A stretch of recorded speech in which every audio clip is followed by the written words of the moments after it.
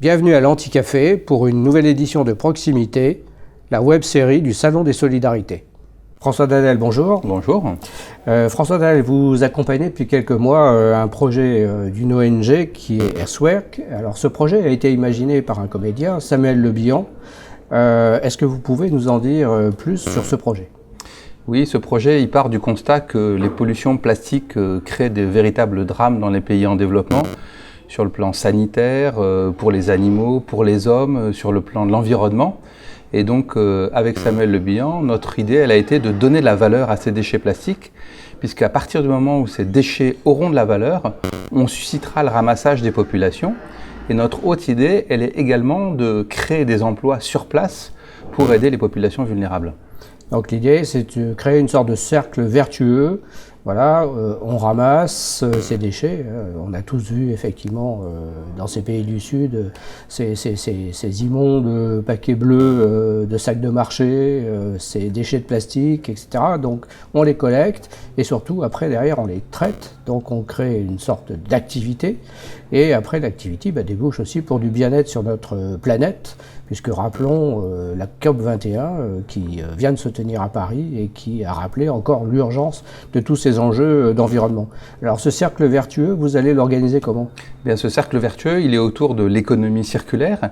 Effectivement, on donne de la valeur à ces déchets. Ils sont rachetés par des entrepreneurs et ces entrepreneurs vont valoriser ces déchets. Alors on a deux voies qu'on explore aujourd'hui. Une voie classique de recyclage, notamment qui passe par la fabrication de granulats à partir des plastiques durs. Et ces granulats sont réinjectés dans l'industrie plastique, notamment des pays d'Afrique de l'Ouest. C'est une première piste que l'on est en train de mettre en place. Et la deuxième, elle repose plus sur un axe d'innovation.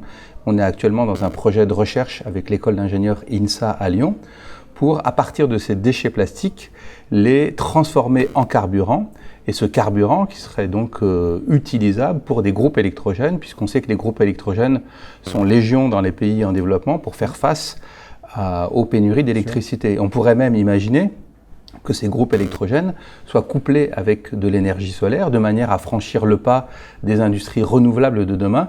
Mais en attendant, à nouveau, on valorise ces déchets plastiques pour leur donner de la valeur, susciter le ramassage et créer des revenus et une économie circulaire. Alors derrière ça, il y a une autre idée aussi, c'est d'utiliser en fait des technologies, je dirais, simples à utiliser, simples à fabriquer, à produire, plutôt que de recréer des fameux éléphants blancs, des grandes usines, des grands complexes industriels qui n'ont jamais fonctionné dans les années 60, 70, 80. Oui, exactement. Notre idée, c'est de travailler sur ce qu'on appelle les technologies low-tech, à la différence des high-tech. C'est-à-dire des technologies qui sont simples, qui sont peu coûteuses, qui sont robustes, qui sont faciles d'entretien, qui sont adaptées à ces pays. Et aujourd'hui, il y a tout un esprit qui se développe autour de l'esprit Jugaad de Naviraju, autour de ces technologies-là.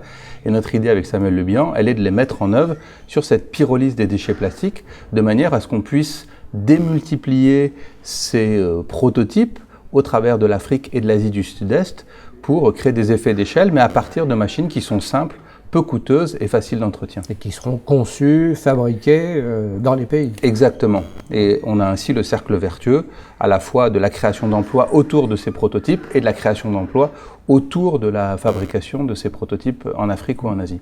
Alors là, vous en êtes au stade des études, hein, vous l'avez évoqué tout à l'heure. Concrètement, est-ce qu'on peut en dire un peu plus sur les applications opérationnelles sur lesquelles vous réfléchissez ? Oui, on réfléchit à intervenir dans 3 pays de façon prioritaire, le Burkina, la Côte d'Ivoire et le Sénégal, autour de ces 2 axes, l'axe de transformation en granulats. On est dans une stratégie d'alliance avec une autre coopérative qui s'appelle Proplast et qui, elle, est très implantée déjà au Sénégal. On a déjà fait un voyage d'études au Burkina et ce qui m'a frappé, moi, c'est le fait que les Burkinabés sont très en attente de ce type de solution puisqu'ils ont lancé des campagnes contre le plastique, mais ils font face à des milliers et des milliers de tonnes dont ils ne savent que faire et ils nous attendent vraiment à bras ouverts pour qu'on arrive à trouver des solutions très concrètes pour ces pays qui manquent à la fois d'énergie et sont envahis par ces déchets plastiques.